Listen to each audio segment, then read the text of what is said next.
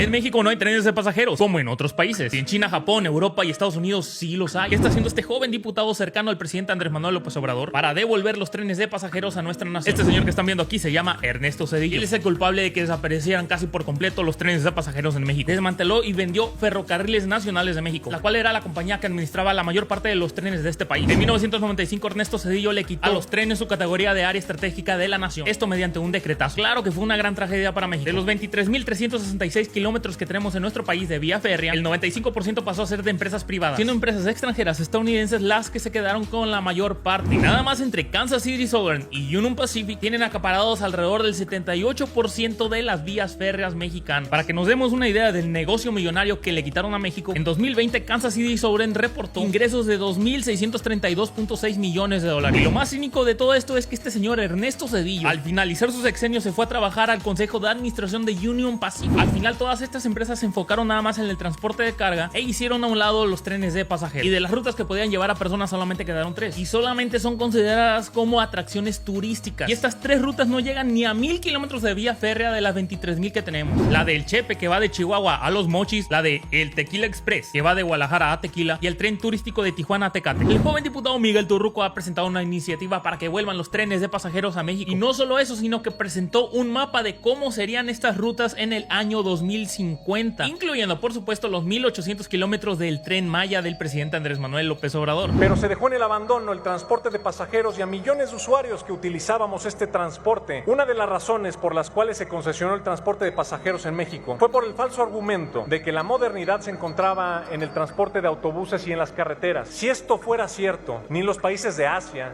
ni Europa, ni Norteamérica se esforzarían tanto en modernizar las redes ferroviarias para fortalecer el transporte de pasajeros y de carga. Por ejemplo, Estados Unidos, en el reciente lanzamiento del plan de la industria ferroviaria del presidente Biden, ha propuesto invertir 66,000 millones de dólares para mejorar la ampliación y la infraestructura de aquel país. El gobierno chino ha construido en los últimos 20 años más de 100,000 kilómetros de vías férreas. Sudamérica no se queda atrás. Colombia presentó en el año 2020 un plan maestro ferroviario para reactivar el ferrocarril de modo mixto, mientras que en nuestro México, tristemente, no se han visto avances en este sector. Aparte de ser muy cercano al presidente Andrés Manuel López Obrador, es el favorito para ser jefe de gobierno de la Ciudad de México en el 2024, como lo indican estas encuestas. Fue de los impulsores de la nacionalización del litio. Ningún traidor a la patria le apagará la luz a la esperanza nacional. Y fue el diputado que más giras hizo para promover la reforma electoral y la reforma eléctrica del presidente Andrés Manuel López Obrador. Y cuando el presidente lo llamó a dirigir la CONAVOX, él dijo que no iba a cobrar nada porque le quería demostrar al presidente que sí había jóvenes que querían trabajar para la patria. Yo he visto varios videos aquí en TikTok que lo están candidateando para presidente en el 2030. Y cuando él termine su sexenio ya tenemos reemplazo